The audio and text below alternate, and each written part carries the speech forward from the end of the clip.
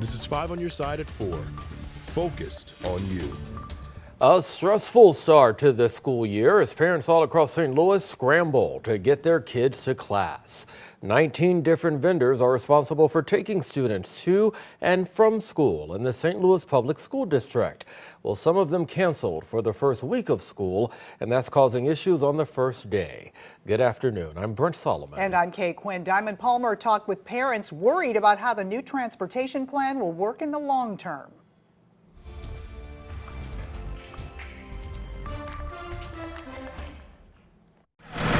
It's a new school year, but it's the same crisis. Everybody worry about their kids. Pat Rice was one of many parents sending their students off to St. Louis Public Schools Monday morning on a yellow bus. Her middle schooler is one of 6,400 students riding yellow buses this year.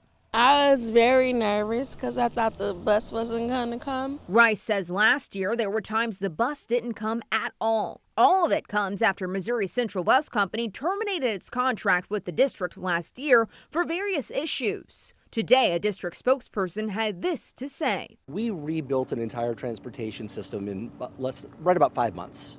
That is unheard of, might be unprecedented anywhere. And today is the day we get to start learning as far as how it actually works. But over the weekend, 3 of the district's bus contractors told them they wouldn't have enough school bus drivers to drive students, affecting 24 schools. The district says 6,200 students will be using private van services, cabs, and personal vehicles. And 1,446 of them will be using Metro Transit. It's something the Sumner High School Alumni Association wants the district to solve. The association was at Sumner to greet students with smiles and goodie bags, letting them know they have someone in their corner. I'm just hoping that they do get this problem resolved because we want our students here. They cannot come, they cannot be educated. And Rice says no matter if it's a yellow bus or Metro Transit bus, if problems persist like last year, some parents will be left to do one thing with their children. If I have to walk, I'll walk. I ain't got no choice. I'm a parent, so that's what I do. Reporting in St. Louis, Diamond Palmer, 5 on your side. Now, some parents told 5 on your side they're concerned about safety with their children riding Metro Transit. A spokesperson says they have security on standby and even parent volunteers at Metro bus stops and yellow bus stops. Well, today wasn't just the first day of school for kids. It's also the first day of school for the new acting superintendent. Dr. Millicent Borshade stepped into the position after Dr. Keisha Scarlett was put on temporary leave of absence. Leaders questioned the district's finances under her leadership. Today we'll hear from Borshade for the first time since her appointment. 5 on your side's Laura Bercheski is sitting down with the acting superintendent as we speak. Look for her reports coming up at 5 and 6. We will keep you up to date on the latest news coming out of St. Louis Public Schools. We'll do that on air on KSDK.com and on the 5+ app. Today, the man accused of assaulting a Ferguson police officer went to court and waived his bond reduction hearing. Elijah Gant is facing charges of knocking down Officer Travis Brown following a protest marking the 10th anniversary of Michael Brown's death on August 9th. Officer Brown remains in a coma. Gant is being held on a $500,000 bond. His attorneys could file for another bond reduction hearing once they review the case. In the Metro East, a fundraiser for Officer Brown is happening right now. Mr. Barbecue stepped up, pledging to donate $10 from every fried chicken meal sold today to Officer Brown's family to help cover medical expenses. The restaurant's owner worked in law enforcement for more than 30 years. He says he knows all about the financial burden an injury like this can bring to a family.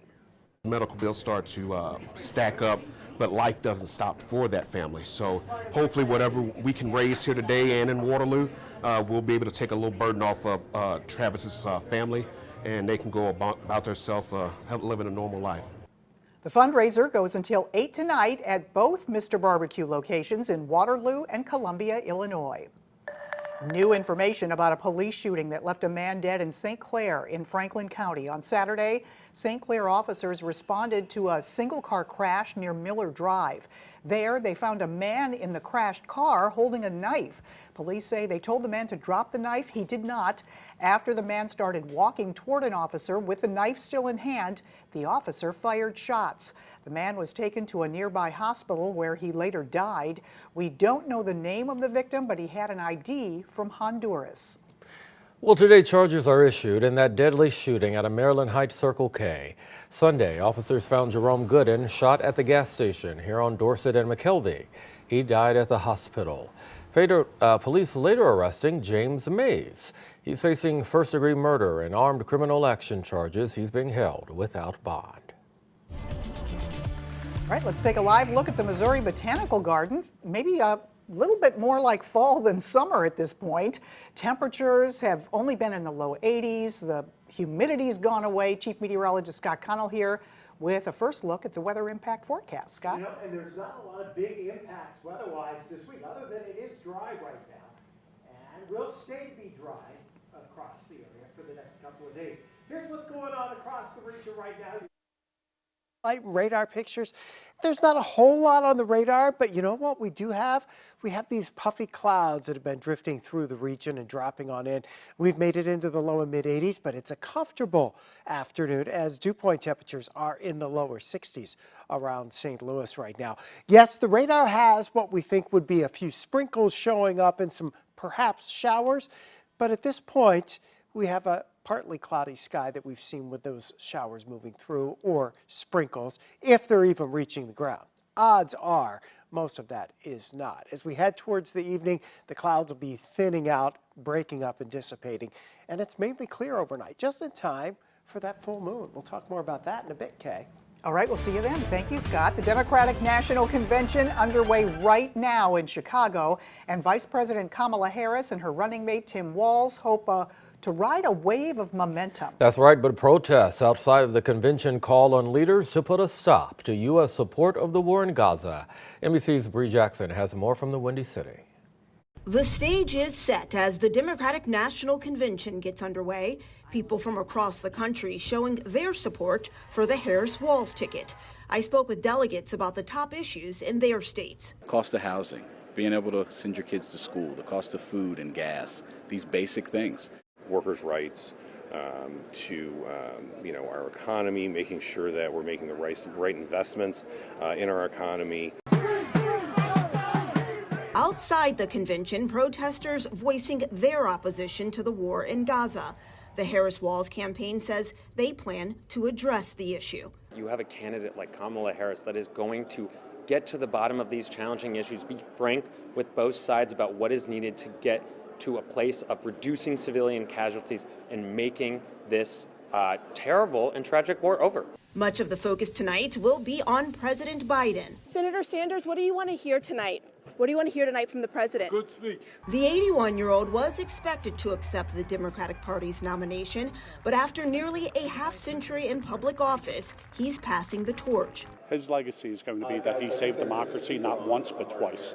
He saved it once by defeating Donald Trump in 2020, and he saved it once by actually stepping down and allowing Kamala Harris to be our first female president. Tonight, Democrats will honor Biden's legacy as the party looks toward the future of a Harris-Walz ticket.